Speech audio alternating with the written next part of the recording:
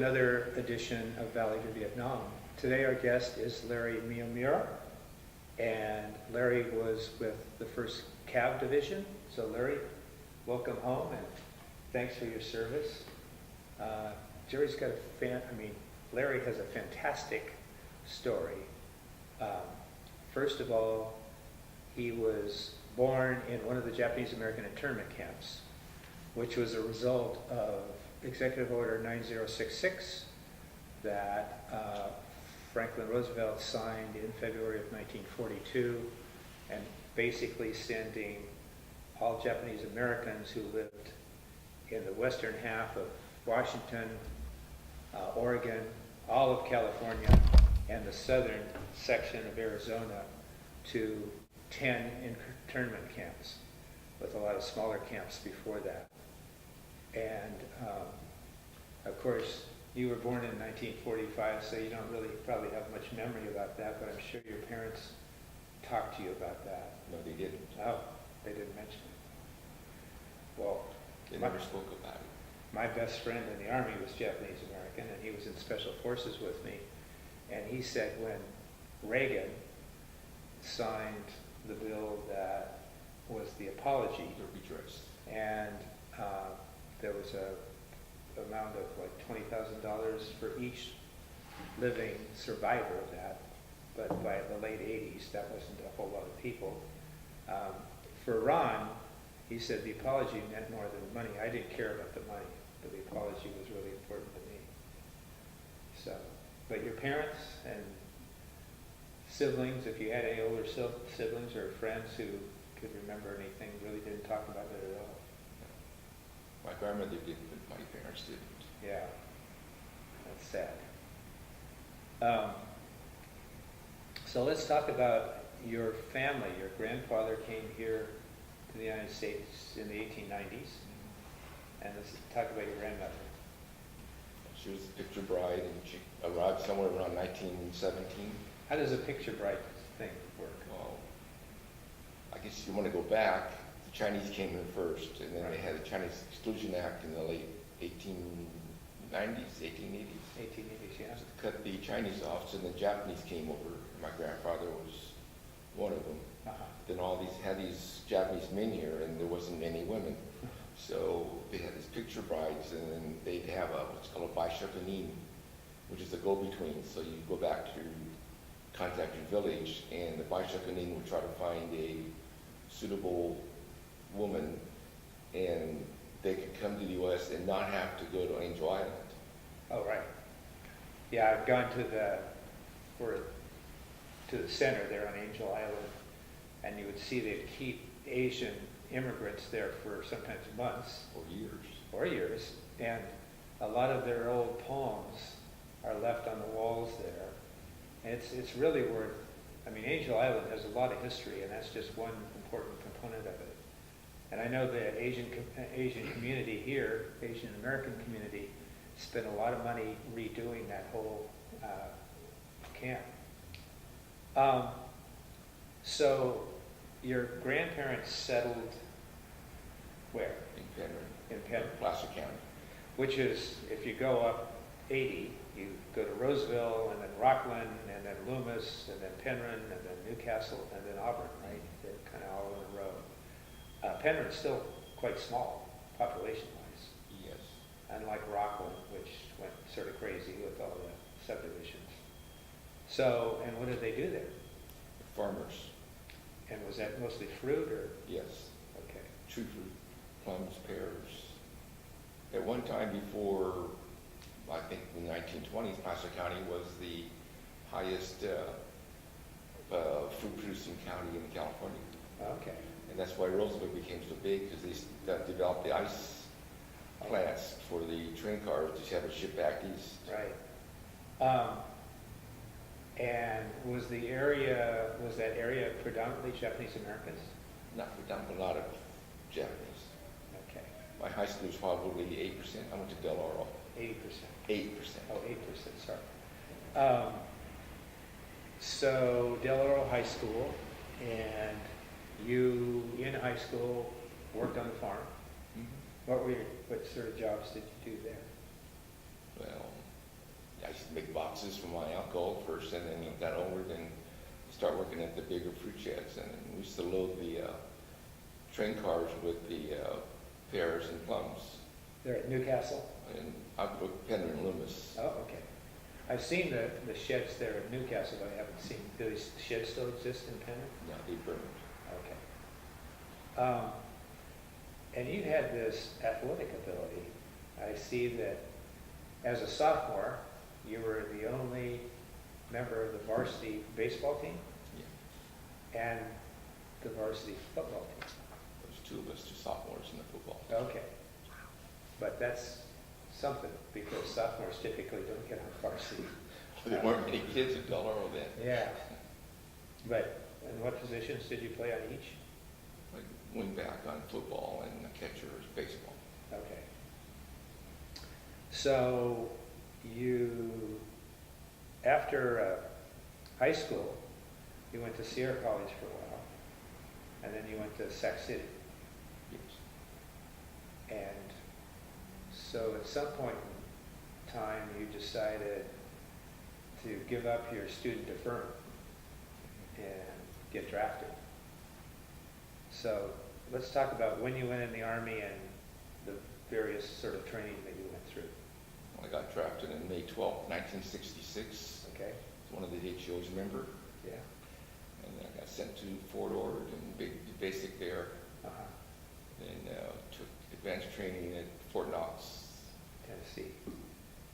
Or Kentucky, just across the border from Tennessee, I remember. And well, I had really bad eyesight, like 2200 and 2400, and I was supposed to be I was classified 2B, not 1A, which means I'm fit for combat arms. So armored to me still makes combat arms. And I also went to Engineers OCS, which is also a combat arms. Right. And as long as you shot with a machine gun to make sure you hit something with that vision or something. But I found out what 2B meant. I never to be heard drafted. I never heard of 2B. You know, I just heard of 2S, which was a student deferment, right?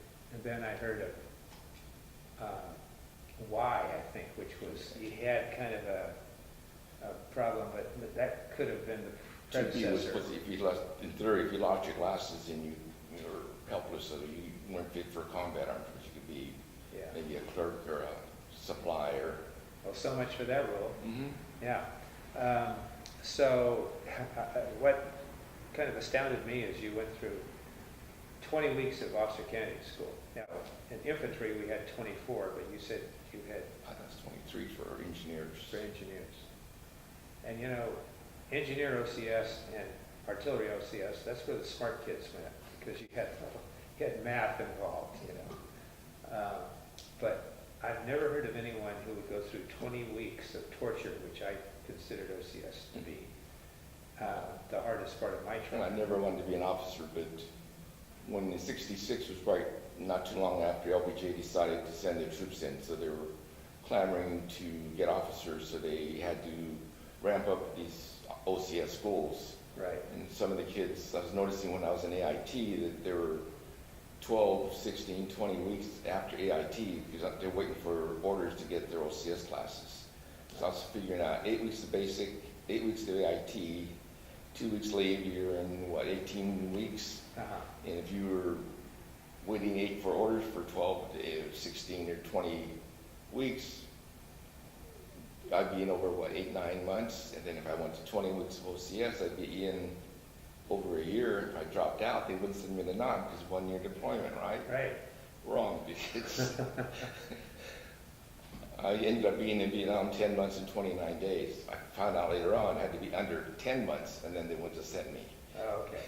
So that plan didn't work. Well, if you graduated from and after that, so that would have extended your time too. Yeah. So you get sent to Vietnam in June of 1967.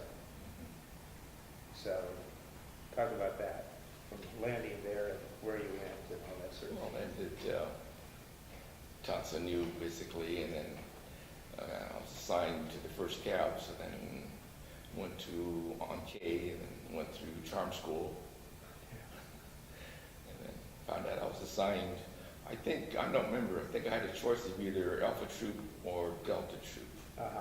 And I didn't know much about the Cav or what the differences were, but in Delta, I asked what the difference was. In Delta Troop was mostly rapid patrol.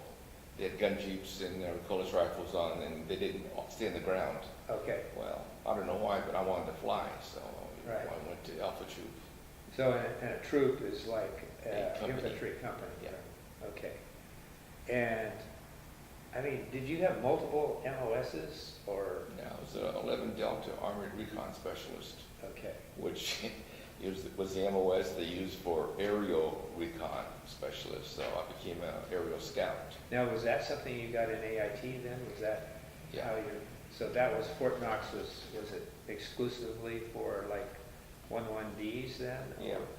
Okay, Recon there was in gun jeeps, right, rapid patrol. yeah. Because that was where Armored was, right? Yeah. Yeah. No longer, now it's at Fort Benning. So you're assigned to the 1st of the 9th, and that was a pretty elite unit. Why don't you tell us a little bit about that? Actually, I didn't know it was an elite unit until afterwards. Till after you weren't in it anymore? Yeah. Okay. But what made it special? It was an experiment. The first Cav was an experiment. Right. I mean, aerial. And Assaults. yeah, and the first Cav was assigned like 435 helicopters, which made us about the 7th biggest, by number of aircraft, 7th biggest air force in the world. Wow. But, and air mobile was a new concept. Another concept for the 1st and 9th was we did all the recon for the first Cav. Okay. And Alpha, Bravo, and Charlie were the aerial recon. Delta was the ground rapid patrol. Right. And Alpha, Bravo, Charlie were broken up into red, white, and blue. Red was the gunships. We were assigned 10 gunships. White was the aerial recon, which I was. And at that time, we used OH-13s, which are the MASH helicopters with a bubble. Oh gosh, big uns. And then we had assigned 6 troop carriers, 11 Ds or 11 hotel models. And we had a small platoon of blues infantry. But there's only about 25, at full strength 25, which is half of the size of a regular infantry platoon. Right. So we had one, blue was the second lieutenant, then we had the platoon sergeant, and then we just had 4 squads of 4 to 5. So in theory, white scouts would go out and scout around and see something, and if you wanted to call, we would call the blues in, and then they'd hop into the troop carriers, the troop carriers, and the blue would be sent, and then they'd recon. Uh-huh. And then we cover them and scout, and that's the recon. Okay. And the 1st and 9th, I just started every major battle the Cav was in during the Vietnam War, so. And So they were the eyes of the division. So as a, being in a recon helicopter a lot, your primary mission was to do reconnaissance then. And so you go into areas, and would you determine how hot it was by how many rounds were hitting your helicopter or what? that was one of the risks. We were assigned in LZ Dog, which is in Binh Dinh province, Bom Sam area. Uh-huh. And there was an On Lao Valley that was sort of buffalo country, and we never did fully convince them not to shoot at us. Right. So you mentioned that, was that part of Operation Pershing? Or? Yeah, I was part of a Pershing. It was Okay. just Some of the other was the Battle of Tam Quan. Was that a separate battle? yes. That was during the operation, but Yeah. What basically was the mission there? How did that get initiated? I just read all this afterwards. I flew every day, and just another day at the office. You but went wherever they told you to go. Yeah. But basically, we were scouting around. I talked to I go back to reunions and our troop commander, Major Stone. I guess they had S2 found out there's been radio transmissions. And they had a real primitive RDF, and it's only accurate to 1,500 meters, but it can trap where there's radio signals. Okay. So anyway, we're supposed to be scouting this area, and the scouts, I was in scouts. Actually, El Tyree and the other scouter saw a reflection in the trees, and we didn't know what it was. We didn't know if it was stainless steel tripwire. Sometimes they put tripwires between the trees, hoping to snag a skid of a chopper and flip it over. That way, no shots. And just saw a reflection, didn't know what it was. You get a glare off of tripwire? Yeah. Wow. Well, this glare was off of the radio antenna of the 22nd NVA Regiment, Oh, wow. which we didn't know that. But so all of a sudden, we saw that we came around and we were reconning by fire, and then all of a sudden we started getting shot at. One round came through our radio. It would have gone through my neck, but it went through the fuel tank behind me. I looked back and I thought, there's a lot of fuel leaking. I thought the crew chief told me that the tanks were self-sealing, and they weren't. But as long as we're moving, the stream of fuel was missing the exhaust, because the exhaust was also on my side. And then I guess the entry hole was also behind. I couldn't see it, and we're throwing a lot of fuel out, and we're smoking because the exhaust was catching the fumes of the fuel. And talking to at a reunion, there was another red gunship behind us, and they thought we were going to burn and explode. So we made it back to LZ English, which wasn't very far. Quan's probably within 5 miles of English. And then they didn't want us to land on the flight line because they thought we were going to crash and catch the flight line on fire. Right. But we didn't anyway. They wanted us to dump into the rice paddy. They're going to send a bird to pick us up. But Bart Garnsey was my pilot. I flew a lot with him. He landed the bird right in front of the first sergeant's tent. Now, was that the start of that battle then? December 6th was the start of the Quan battle. And how long did that last? 2 weeks. Okay. We ended up killing 650 NVA.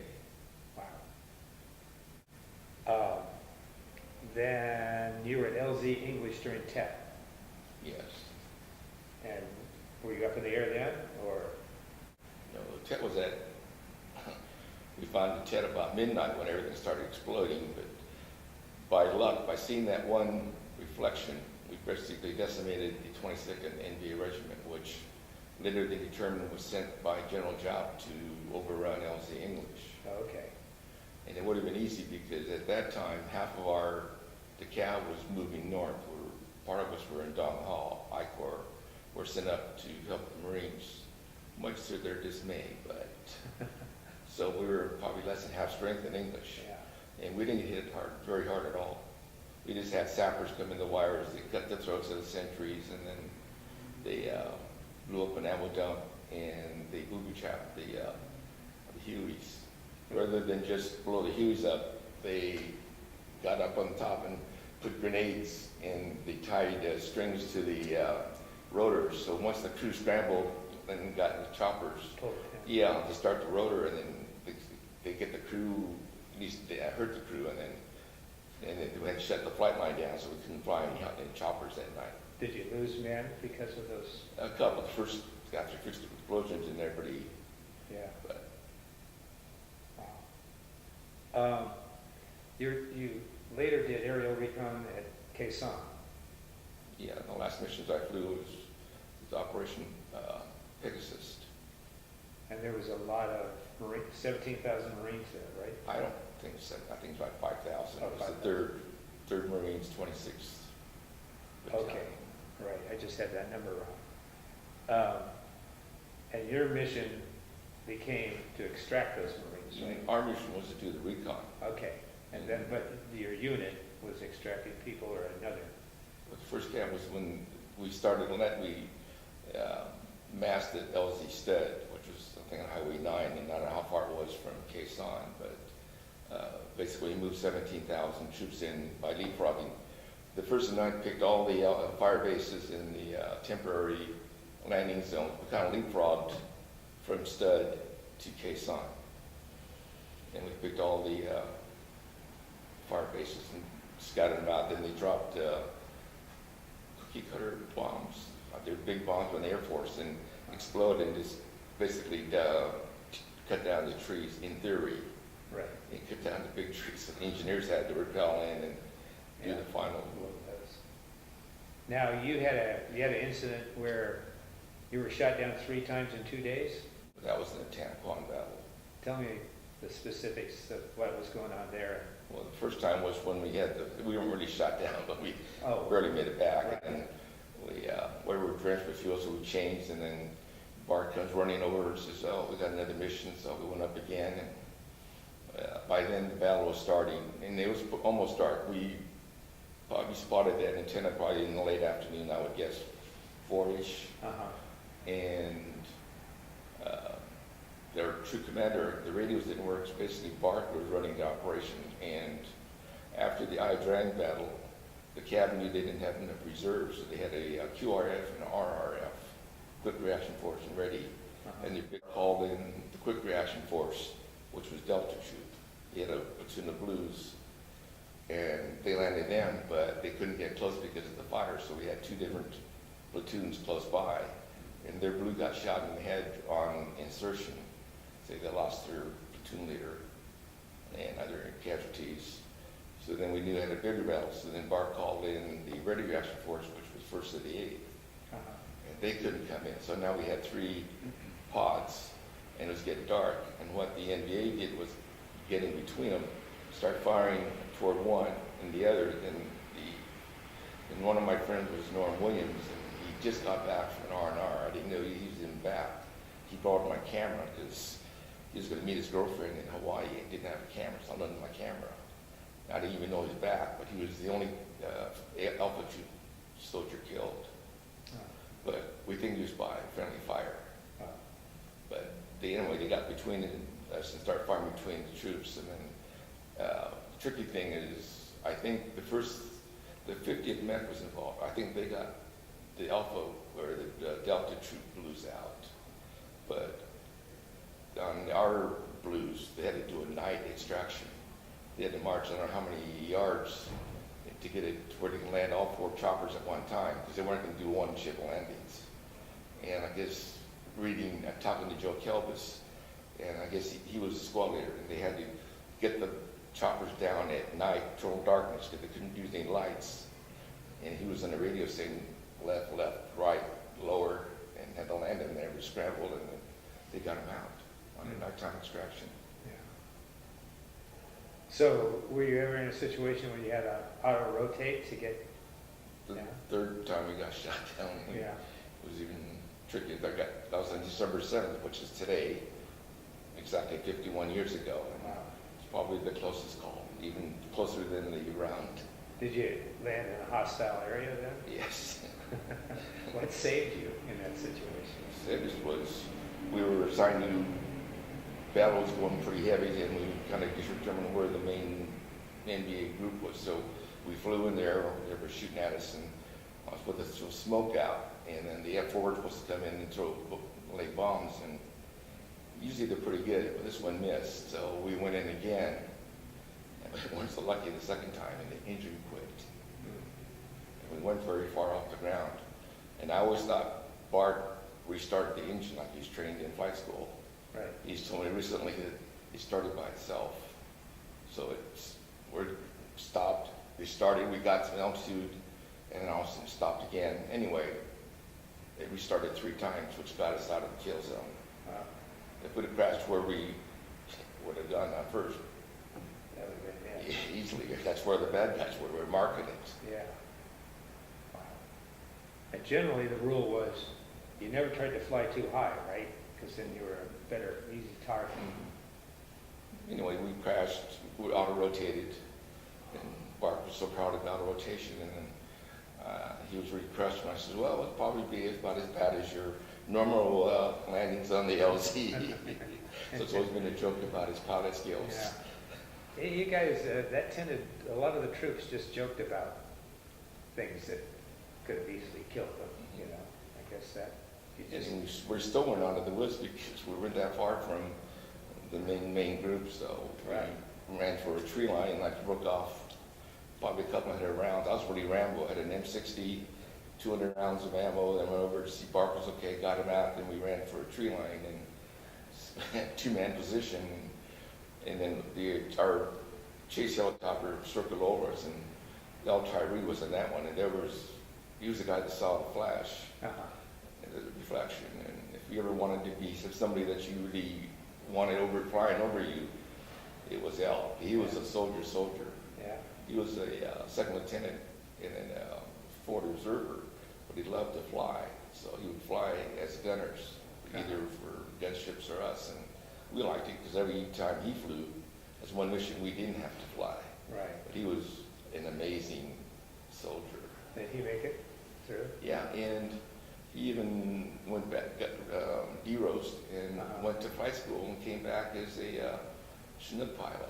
Oh. He's just an amazing person. Have you seen him after the war? Yeah, you see him at the reunions. Okay. And he's the most you would never know he was such a great soldier. Yeah. And usually at the reunions, the ones that do most of the talking, as in most reunions, Did the least. Yeah. Yeah. Wow. So you're going, now we talked at all about your time in the Ashaw Valley? I wasn't involved in that. Okay. My last mission was for Pegasus and Sanh. That was right after you got out. Well, it's Right. lucky. They allowed me to, I was supposed to de-roast on May 5th, Yeah. May 4th. So after Pegasus, I could stand down, didn't have to fly the last 30 days, Yeah. which meant I didn't have to fly Ashaw, because Ashaw was only maybe a week after we got the Marines out of Sanh, somewhere around probably the 8th or 9th of April. When they get them out, we got there. And I think Ashaw was probably within a week. And it's unusual that any unit would be involved in two operations so close, but Was Ashaw where you were getting special forces? The unit was They getting were there. special forces guys out? I was glad we didn't go to, I didn't go to Ashaw. Yeah. We lost 11 choppers in the Yeah. first day. That was supposed to be brutal. Well, they had 37 millimeter anti-aircraft, radar guided, Oh, which boy. we weren't prepared for. Yeah. You ever see a number as how many helicopters were shot down during the war? I did, I don't remember, but what's the high number is the number of aviators on that wall. I don't remember the number, but it's somewhere around 8%. It's like 4,800, 600 out of 58,000. So that shows you it's probably one of the more dangerous jobs that you Well, get. done. percentage-wise, there weren't that many aviators, so yeah. Right. Yeah, wow.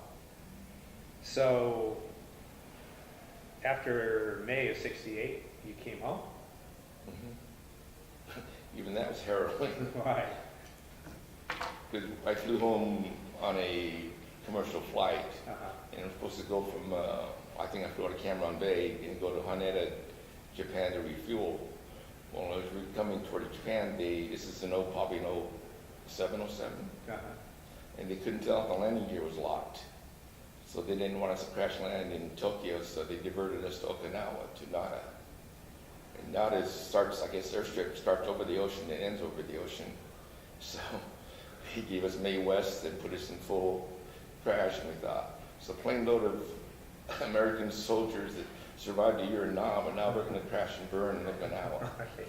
And it seemed quite fair. But it was okay. We made it, but Yeah. we spent an extra 30 hours, and well, I was supposed to get out of the Army, so I said spent 30 extra hours in the Army. Wow.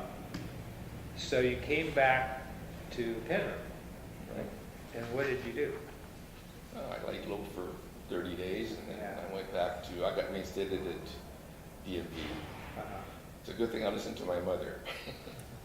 Because I was working at DMV at nights and going to school.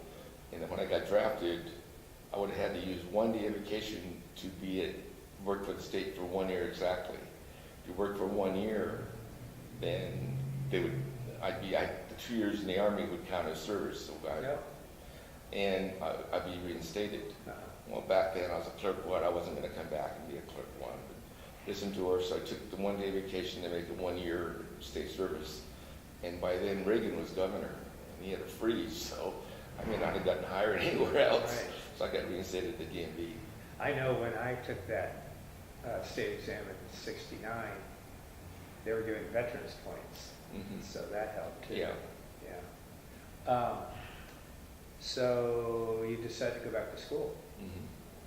You finished at Sac City, then ended up at Sac State. So Years in the GI Bill. And your major at Sac State? It was communication studies. Okay. Because I wanted to be a photographer, and that's the closest thing to.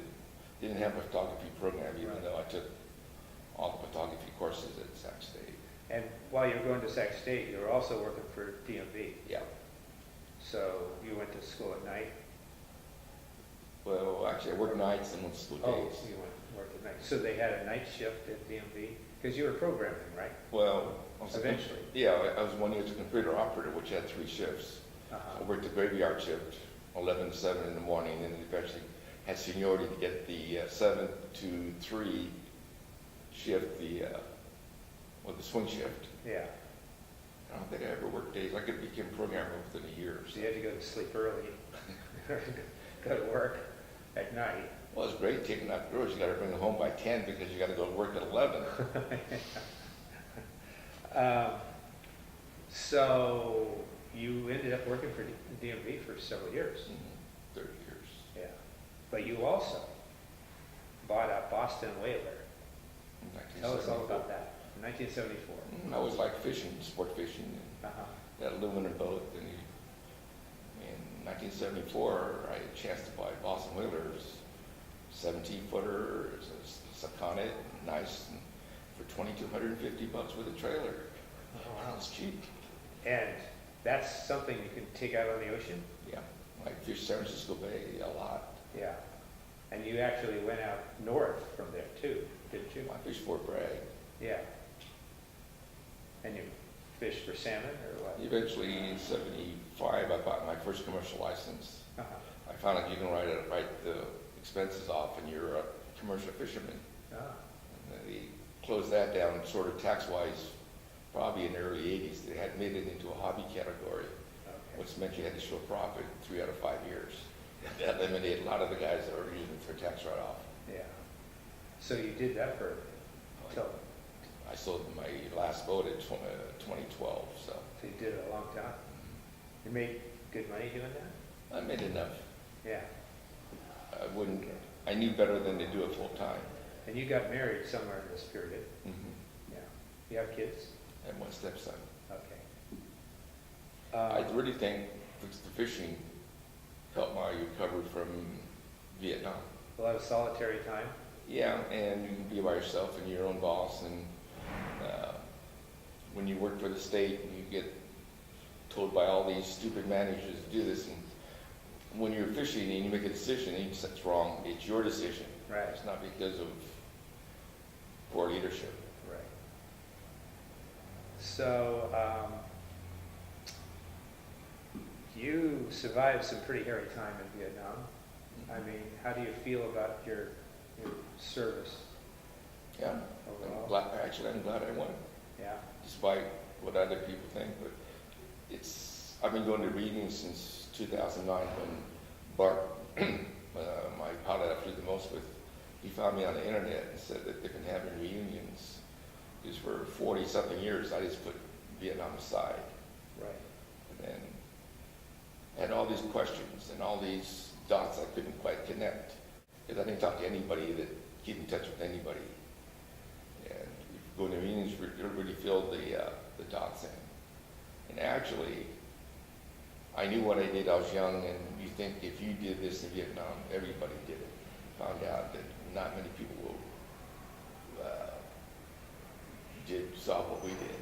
Right. I guess only about 10% actually saw combat in Vietnam. I think that's probably true.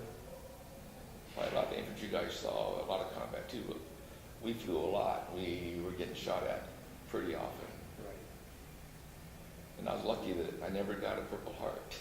I could have. That's amazing. Yeah, I could have. got a small injury. I went to they said, go see the medical tent, and went over there, and there was a battle going on. I walked in and saw these guys that were pretty shot up, missing. I'm out of here. So, wait, Sarge, you signed this, you can get a Purple Heart. I'm out of here. It's not pretty. My father did that on one of his 4 wounds. He went in there and he saw people in northern Italy and just saw so many people with much more severe injuries, and he walked right out of the med tent. So, well, you've led an exciting life. I've lived many lives. Yeah. I should be a cat. Right. And you know, there's that special bond you find when you go to these reunions. Sure. There's something you share with a small group of people who I've actually been through it. Yeah, only people that understand what you're talking about. And there's a lot of people who don't have that. I can never understand it. So What's amazing is most of the guys there are actually glad they went. yeah, And they figured if you had one of their, arguably maybe the most dangerous job in the world at that time, you survive that. Yeah. You can survive anything. I just wanted to kind of finish with, we talked a little bit about Joe Galloway, and why don't you tell us about him, and for the people who don't know who he is, you could talk a little bit about that. Well, Joe Galloway and Colonel Moore, General Moore now, but Colonel Moore then, were in the first major battle of the Yadrang Valley, in I guess about November 15th, 65. And it really changed the war. Because when LBJ sent the troops in, they thought, oh, Vietnam's just a third world country. They can't have many troops. We'll be home by Christmas. Yeah. And after that major battle, and then they found out that the NVA is a very formidable force. They've been fighting for their whole lives. They fought the Japanese, the Chinese, the French. Yeah. And this is, you go to Vietnam, they call this the American War. And we had some major KIAs as far as American losses. Especially in the Albany battle. Yeah, exactly. Now, It's go ahead, sorry. the comparison of the X-ray in the first battle and the second one is the difference in leadership Right, exactly. between Colonel Moore and whoever the second colonel, Yeah. second and seventh commander was. Yeah. And that, Joe wrote the book, We Were Soldiers Once and Young. Did I say that right? We were soldiers once and young. Yeah. And then a second book. We are soldiers still. Right. And he was one of the few correspondents. Didn't he get like a Purple Heart, or didn't he get a I think he's CIB? one of the few civilians that have a Bronze Star. Yeah. I got to meet him here in Old Sacramento. He came out with the second book, and my friend, who was a medic on a Special Forces team at Doc Siang, said, let's go meet him. So that was pretty exciting for me. I met him when I hosted a reunion at the Marines Memorial, and the Marines Memorial used to have a salute to Vietnam veterans, and he was a keynote speaker. I asked him if he'd come to our reunion to be a speaker, and here's what he committed. But Yeah. then he actually interviewed me in 2015 at the Marines Memorial. Oh, He was in charge of the 50th commemoration of the Vietnam War, and so I was one of the 20 interviewees from California, I guess. is that something any of us could see? I don't know what happened to it. I'd like to watch it. You also, didn't you go back to Vietnam? Yeah. What? After reading the We Were Soldiers Still, Yeah. it's where, I don't know, maybe a dozen or 15 of the people that were involved in the Yadrang finally convinced the North Vietnamese government that they would be allowed to go back to the Yadrang Valley. Okay. And then they also met the counterparts on the NVA side, Right. General Mon and On, and it's interesting to hear strategies from their side Uh-huh. and our side. And I guess the reason why the North Vietnamese government allowed them to go back was because they had the We Were Soldiers Still translated, and they thought it was a fair assessment. It wasn't biased. Right. And the Americans took their lumps, and it wasn't all Yeah. heroes, so they Sure. allowed it. And I think that group got to meet General Job too. Wow. That was one of our required reading in Special Forces, his book. Well, Larry, I'll tell you, it's been a pleasure to have you here today. And in my book, you're a real hero, and I'm proud to know you. Well, on the camp, the motto was, a hero is somebody that flew in the wrong direction. Yeah, I know what you mean. Well, thanks very much for being here. We really appreciate it. I've got a special place for Japanese Americans simply because my best friend was in the Army, was Japanese American, and he's gone now. But anyway, the 442nd being the most decorated regiment in World War II also tells you something. That's one of the biggest fears when I was in Vietnam, was being captured, being a Japanese. Right. Because the Japanese are hated in Asia as the Germans are in Europe. Sure. Oh, that's a good point. The Japanese occupied Vietnam during the Second World War, and they were not nice visitors. Were they nice anywhere? You know? In fact, there's a MOH honorary Hiroshi Miyamura. He was captured during the Korean War. Oh. And I was driving back, and I stopped. He's in Gallup, New Mexico. And I just called him and talked to him for a while. And I says, "I'm surprised you survived being a captured in the Korean War." He said what saved him was when he was captured, the Chinese soldiers captured him, and they protected him as they marched into the villages. Okay. So I think the Koreans would have killed him. Yeah, sure. Well, thanks very much for being here. We really appreciate it. And this ends another episode of Valley to Vietnam. We'll see you next time.